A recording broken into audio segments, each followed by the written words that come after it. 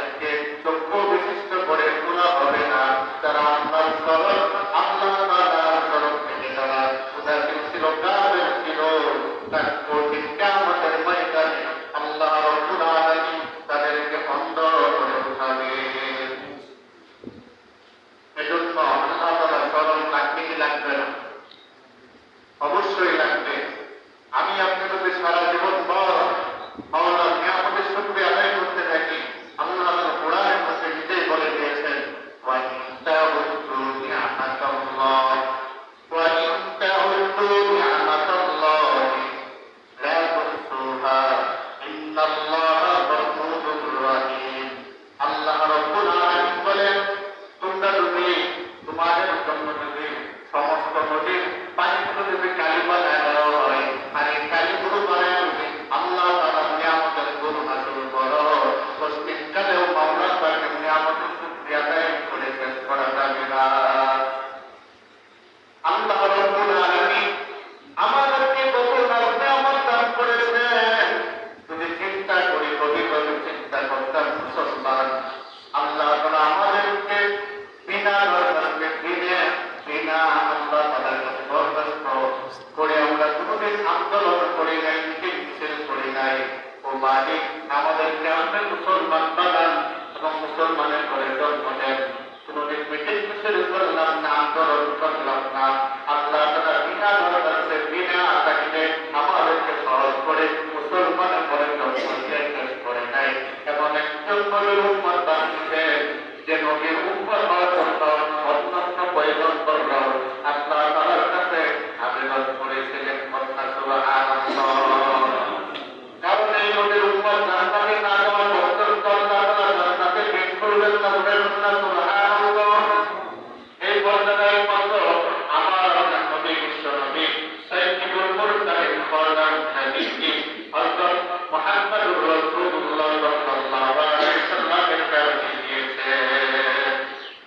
সেই নবীর গুণ কেমন ছিল?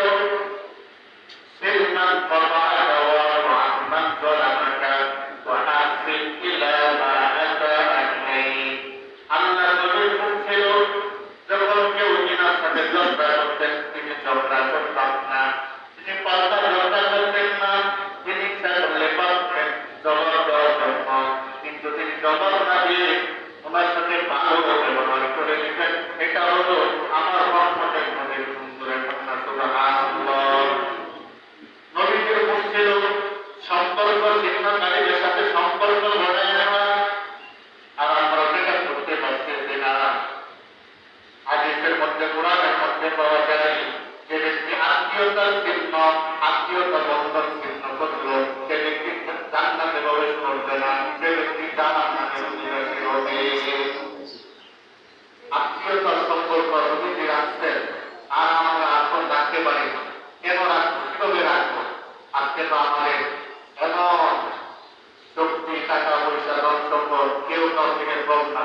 দিন যাচ্ছে, একজন রিক্সাওয়ালার কামানো 50,000, 60,000, 30,000 টাকা। একজন সরকারি চাকরিজীবীর বেতনের মত, কে কাকে মানুষ, কে কাকে সম্মান করে, কে কাকে ইজ্জত করে। সবার একটা ক্ষমতা পাওয়া, এই কারণে আমরা